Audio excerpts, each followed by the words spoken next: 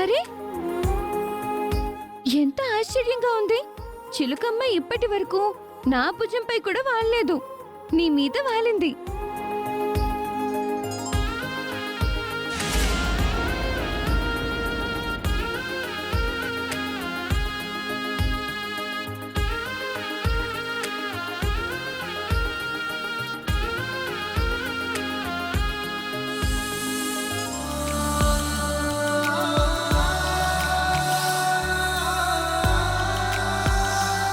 ఇదేంటి? నాగమ్మ నీ కోసం పూలమాలను తీసుకుని వచ్చింది.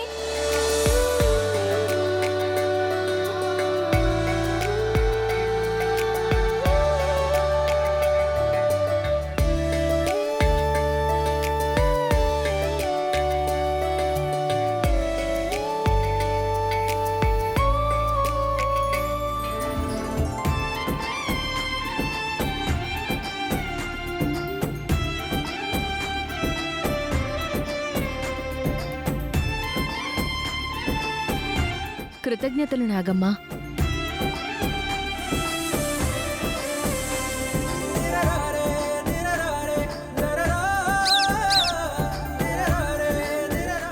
ఏంటి గౌరమ్మ ఇది? ఏమైందమ్మా? నా ఫ్రెండ్స్ ని నీకు పరిచయం చేద్దామని తీసుకుని వచ్చాను. అవి ఇది వరకు నీతో ఎంతో స్నేహంగా ఉన్నట్టు ఉన్నాయి. అవునమ్మా, నీకంటే ముందు నాకు ఎప్పుడో యుగాల నుంచి పరిచయం. యుగాలా? ఊరికే సరదాగా అన్నాను. నాగమ్మని చూసి భయపడతావనుకున్నాను. నీ ఫ్రెండ్ని కదా, అందుకే. అవి నన్ను కూడా నీలాగే దగ్గర చేసుకున్నాయి, మంచిగా ఉన్నాయి. నువ్వు నాకు పరిచయమైన దగ్గర నుంచి చూస్తున్నాను, మామూలు మనిషిలా అనిపించడం లేదు. నేను నీలాంటి దానినే. అయితే నన్ను నీ ఫ్రెండ్స్కి పరిచయం చేద్దామని తీసుకొచ్చావన్నమాట. అవును గౌరమ్మ, నాతో పాటు నాగమ్మ చిలుకమ్మలు కూడా మేడంని సార్ని కలపడానికి ఎంతగానో ప్రయత్నించే, పాపం కుదరలేదు.